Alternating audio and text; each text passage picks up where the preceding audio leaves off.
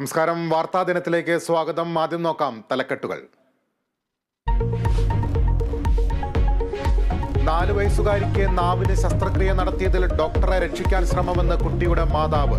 ശസ്ത്രക്രിയയ്ക്ക് ശേഷം കുട്ടിയുടെ നാവിന് വേദനയുണ്ട്. കേസുമായി മുന്നോട്ടു പോകുമെന്നും മാതാവ് കേരള വിഷൻ ന്യൂസിനോട്. ഡോക്ടർക്കെതിരെ കൂടുതൽ നടപടി വേണ്ടെന്ന നിലപാടിൽ ആരോഗ്യവകുപ്പ്.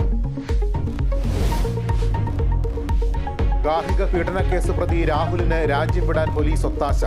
ബംഗളൂരിലെത്താനുള്ള സുരക്ഷിത മാർഗം പറഞ്ഞുകൊടുത്തത് പന്തീരാങ്കാവ് സ്റ്റേഷനിലെ പോലീസുകാരൻ. രാഹുലിനായി റെഡ് കോർണർ നോട്ടീസ് ഇറക്കാൻ നീക്കം. മാതാവും സഹോദരിയും മുൻകൂർ ജാമ്യാപേക്ഷ നൽകി.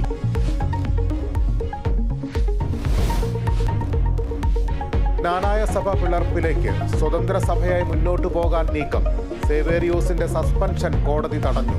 21 അസോസിയേഷൻ യോഗത്തിൽ നിർണായക തീരുമാനങ്ങൾ. നാളെ ചിങ്ങമരത്ത് ശക്തി പ്രകടനം.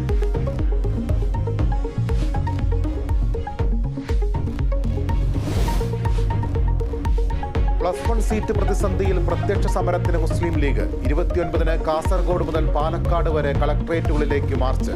വിദ്യാഭ്യാസ മന്ത്രി വിളിച്ച യോഗത്തിൽ MSF പ്രതിഷേധം.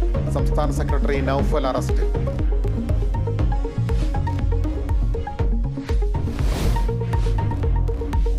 സംസ്ഥാനത്ത് നാളെയും മറ്റന്നാളും മഴ ശക്തമാകും. പത്തനംതിട്ട, കോട്ടയം, ഇടുക്കി ജില്ലകളിൽ റെഡ് അലർട്ട്. ഇന്ന് 3 ജില്ലകൾക്ക് ഓറഞ്ച് അലർട്ടും 9 ജില്ലകൾക്ക് യെല്ലോ അലർട്ടും. തീര മലയോര മേഖലകളിൽ ജാഗ്രതാ നിർദ്ദേശം.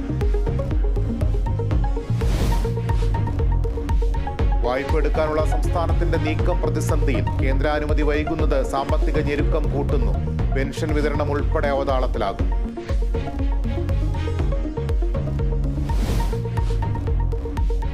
ഹൊറർ ഇൻവെസ്റ്റിഗേഷൻ ത്രില്ലർ കർണിക തിയേറ്ററുകളിലേക്ക്. ചിത്രത്തിന്റെ ഫസ്റ്റ് ലുക്ക് പോസ്റ്റർ പുറത്തിറങ്ങി.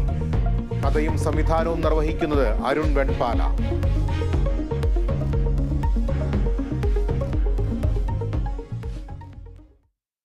വാർത്തകളിലേക്ക് വിശദമായി. കോഴിക്കോട് മെഡിക്കൽ കോളേജിൽ അവയവം മാറി ശസ്ത്രക്രിയ നടത്തിയ സംഭവത്തിൽ ഡോക്ടറെ ന്യായീകരിച്ചുള്ള സൂപ്രണ്ടിന്റെ